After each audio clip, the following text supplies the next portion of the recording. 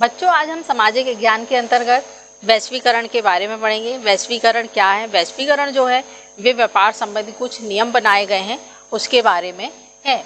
तो सबसे पहले हम देखेंगे कि वैश्वीकरण से आशय और वैश्वीकरण को प्रोत्साहित करने वाले तत्व के बारे में आज हम पढ़ेंगे। आज जो है विश्व में एक उपभोक्ता जो है समक्ष वस्तुओं की सेवाओं अनेक प्रकार के विकल्प जो है उपस्थित होते हैं, जैसे कि कैमरे हैं, मोबाइल है, टेलीफोन है। ये नवीनतम जो मॉडल हैं ये सस्ते दामों में आज हमारे समक्ष उपलब्ध हैं। एक समय ऐसा था कि ये चीज़ें जो होती थी बहुत महंगी होती थी और हम उसको खरीद नहीं पाते थे, लेकिन ये सब संभव क्यों हुआ? वैश्वीकरण के कारण, जो उसमें जो नीतियाँ बनाई गई थी उसके कारण ये संभव हुआ। इसमें वस्तुओं एवं सेवाओं के जो विकल्प 2 दशकों से ही उपलब्ध हुए हैं। ये केवल हमें निर्मित वस्तुएं ही उपलब्ध होती हैं।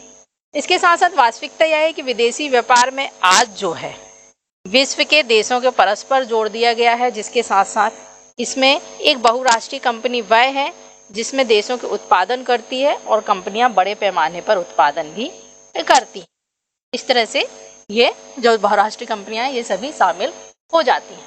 अब इसमें हम देखेंगे वैश्वीकरण से आशय। वैश्वीकरण से आशय क्या है? जो बढ़ते हुए विदेशी व्यापार के कारण विभिन्न देशों के बाजारों एवं बेची जाने वाली वस्तुओं में एकीकरण हुआ है। विदेशी व्यापार की बढ़ती हुई प्रवृत्ति विभिन्न देशों के बाजारों में बहुत ही निकट उसको ला दिया, मतलब ये बहुत ही पास हो गए हैं।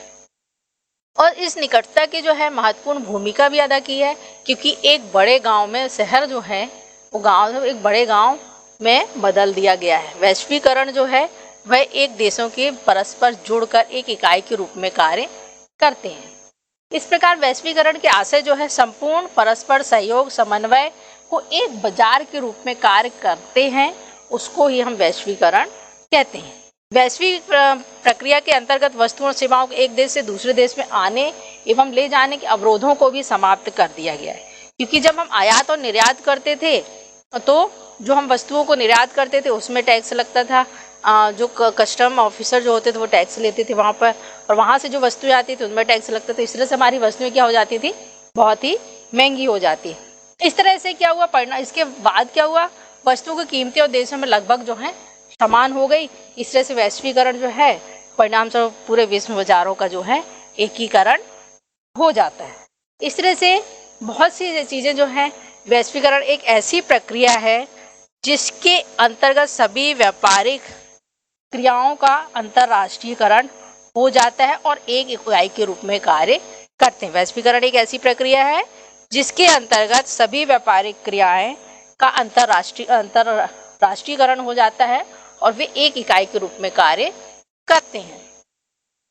फिर हम देखेंगे वैश्वीकरण को प्रोत्साहित करने वाले तत्व, कि मतलब वैश्वीकरण जो है उसको किस तरह से प्रोत्साहित होता है। जैसे तकनीकी ज्ञान का विस्तार। तकनीकी ज्ञान का विस्तार, जैसे कि 50 वर्षों से तकनीकी ज्ञान तेजी से विकास हुआ है, जिसमें परिवहन जो है वह प्रौद्योगिकी की एक लंबी दूरी वस्तुओं काम में लागत भेजना संभव हो पाया है।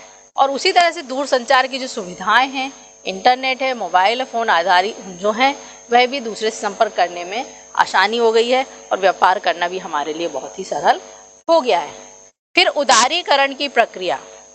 उदारीकरण की जो प्रक्रिया है 20वीं शताब्दी के अंतर्गत जो है हम बहुत से देशों के अंदर तक हम सीमित थे, लेकिन अनेक देशों से उत्पादित वस्तुओं को विदेशी प्रतियोगिता से बचाने के लिए भी इस प्रकार से कठोर प्रतिबंध लगा दिए थे, जिसको कि 50 से 60 के दशकों में केवल अनिवार्य वस्तुओं जैसे मशीनरी, उर्वरक, पेट्रोलियम आदि को ही आयात की अनुमति दी जाती थी। इससे भी उद्योगों का विकास हुआ और जिससे कि भारत अनेक क्षेत्रों में भी आत्मनिर्भर बन गया है।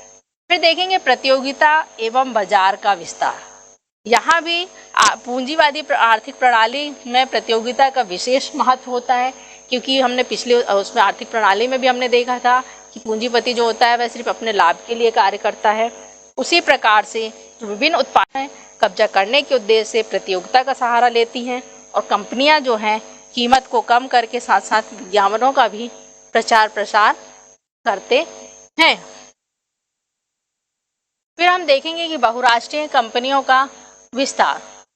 दूसरे क्षेत्रों में हम देखेंगे कि बहुराष्ट्रीय कंपनियां जो होती हैं वह विशेष महत्व है कि कंपनियां देशों को उत्पादन के लिए कारखाने स्थापित करती है और साथ ही साथ सस्ता श्रम और अन्य साधन भी उनसे मिलते हैं। इस तरह से कंपनियों में प्रतियोगिता करने की क्षमता भी बढ़ जाती है। इस तरह से बहुराष्ट्रीय कंपनियां केवल वैश्विक स्तर में ही अपने उत्पादन नहीं बेचती, बल्कि इसकी अनेक जो है वस्तुओं और सेवाओं के उत्पादन के विश्व स्तर पर करती है।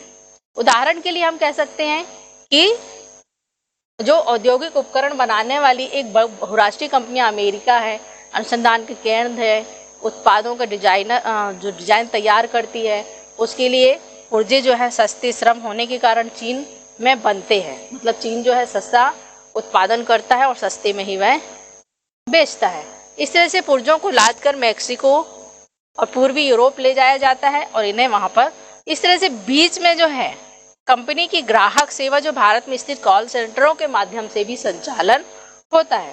फिर हम देखेंगे विदेशी व्यापार में विस्तार। तो विदेशी व्यापार में विस्तार जैसे कि द्वितीय विश्व युद्ध के बाद जो है सभी देशों में विदेशी व्यापार में वृद्धि हुई है और विश्व बैंक, अंतर्राष्ट्रीय मुद्रा कोष जैसे अंतर्राष्ट्रीय संस्थाओं में व्यापार विस्तार और इस तरह से उत्पादन को बढ़ावा मिला है और उत्पादों की प्रतियोगिता करने का अच्छा अवसर भी मिला है।